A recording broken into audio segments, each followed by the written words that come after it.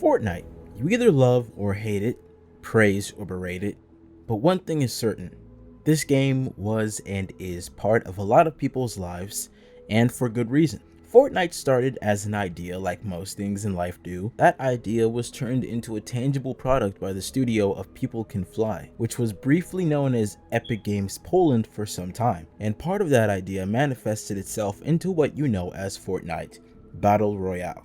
I personally believe that BR is a unique experience, seeing how it's one of the only games I know that essentially plays on the Battle Royale content you expect by adding various weapons that aren't just M16s and SCARs, and utilizing miscellaneous themed items like floppers, snowball grenades, and dynamite, and it's the only game that I know of that uses building mechanics and incorporates them into the play style. But these days, I feel like people are kinda taking Fortnite for granted, and I have a sneaky suspicion as to why that is. But let's step back a little. Okay, maybe all the way back.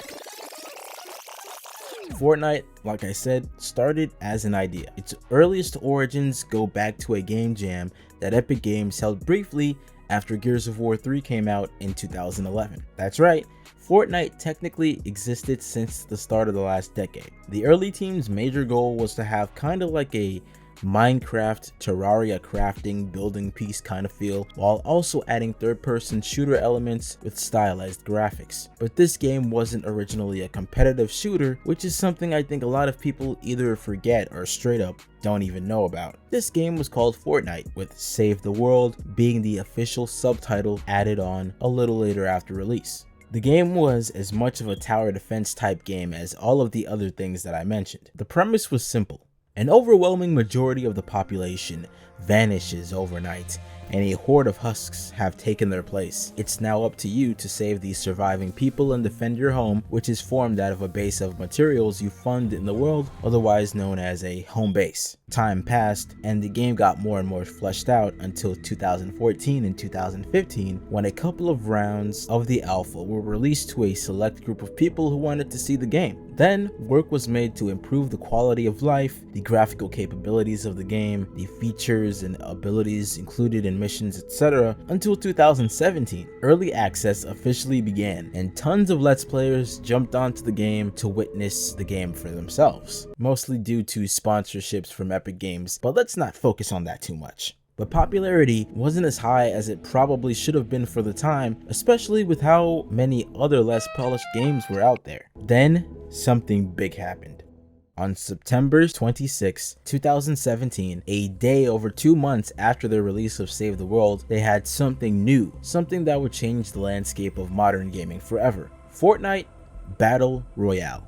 Apparently, the devs saw the success of PlayerUnknown's Battlegrounds and decided that they would spend some time making a game mode that also followed this idea. PlayerUnknown also tried to sue Epic Games after trying to sue NetEase for the same thing, but it never went anywhere. They planned on Battle Royale being under the Save the World umbrella, but at the time, Save the World was barely into its early access period, which meant that to play this new mode, people would have to pay $40 first. And I'm guessing the higher ups really wanted this mode to succeed like every other Battle Royale that came before it, so they decided that it would be free to play instead. This decision would eventually be a great one for the game and for the company. A lot of work was put into BR from day one of Save the World launch. The Unreal Tournament team was called in to assist the devs so that it could happen faster, since Unreal Tournament was a shooter game, and in just 2 months, they were ready to release the game. It's actually amazing how quickly they were able to build the game, but of course they already kinda had a bunch of building blocks to use. Battle Royale added to the ideas of the original game mode, but with a twist. Instead of fighting husks and making bases to protect objectives from them, you make bases to defend yourself against other players in an attempt to be the last person standing, or at least that's what they thought players were going to do. Base building wasn't common for too long after season 2, and the community thought of new ways to use the building system. Eventually they came up with the concept of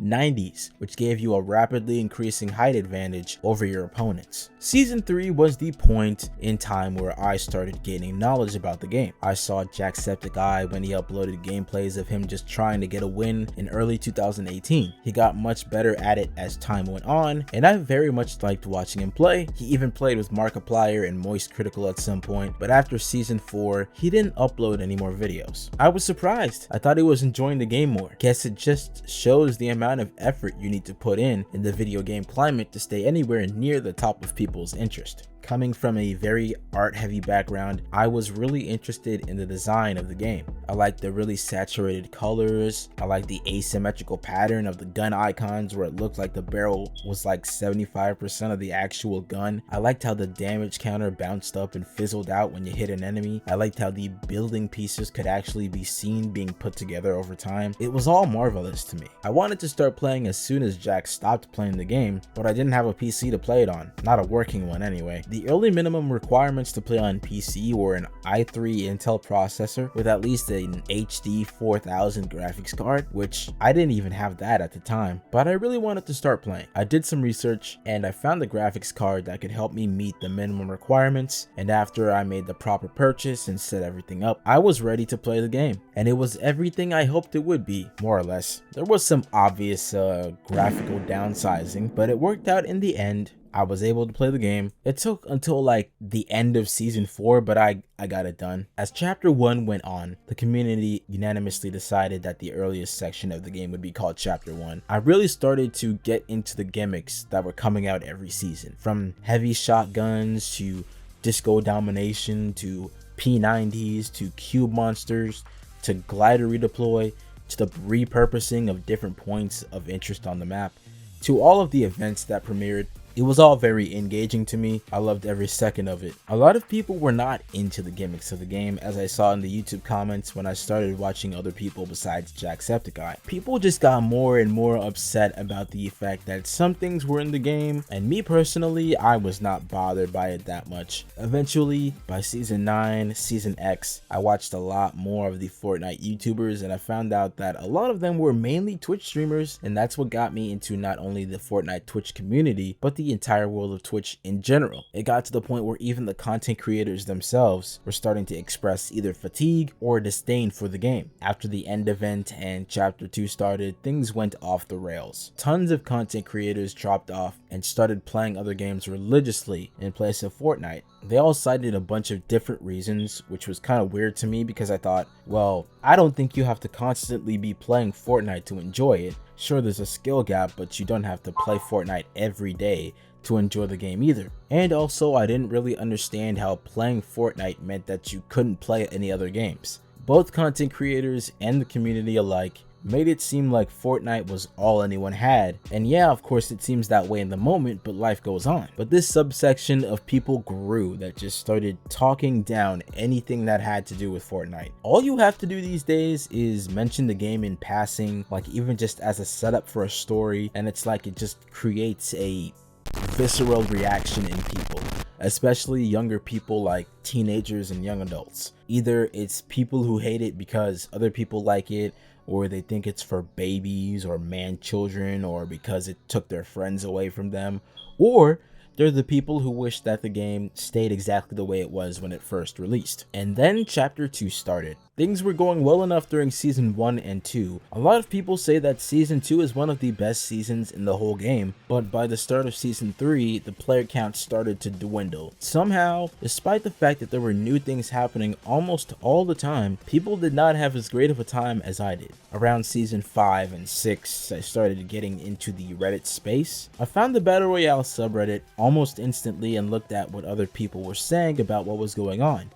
It was not pretty. Chapter 3 wasn't too much different, but thankfully for them, it didn't last too long. The current chapter brought a lot of people back, but personally, I don't think they did anything different, and that's where the title of the video comes in. The relationship that I've had with the game ever since I knew it existed was an almost completely positive experience. Sure, there have been times where I was really ticked off at not being able to complete certain challenges or having shitty teammates, but at the end of the day, it was all part of the game for me. To me, me, the game's always been the way it was since the beginning. The game has some amazing colors, there are plenty of weapons to choose from every season, and the atmosphere is something that isn't very easy to replicate, at least in my opinion. Everything that's been done to Fortnite just expands on what has already existed. It's what has kept me drawn to the game for as long as I have been, and that's what I think a lot of people who have played the game have failed to understand. The entire theme of the game is change. The plot changes often, and since Donald Mustard is retiring from his position as creative director, things are almost certainly going to change on that point by the next chapter, or maybe the chapter after that at the latest. The weapons change, the atmosphere changes, the island you're playing on changes. This is why I just don't really vibe with the whole idea of bringing whole islands back like everyone else does. You know, that time is over, there's something new to enjoy now. That line of thinking just keeps everything in a box that collects dust and then eventually falls apart. Oh, but what do I know? I'm just a college student who isn't even majoring in game design. Anyway, the new season's coming out very soon, and apparently it'll be set on Athena, the first map ever created for Battle Royale. I think while it isn't exactly what I would have wanted to happen, it's still a welcome change. And the kicker is that it only lasts for a month, which means that next season, next chapter I should say, will be introduced with a lot of holiday hype.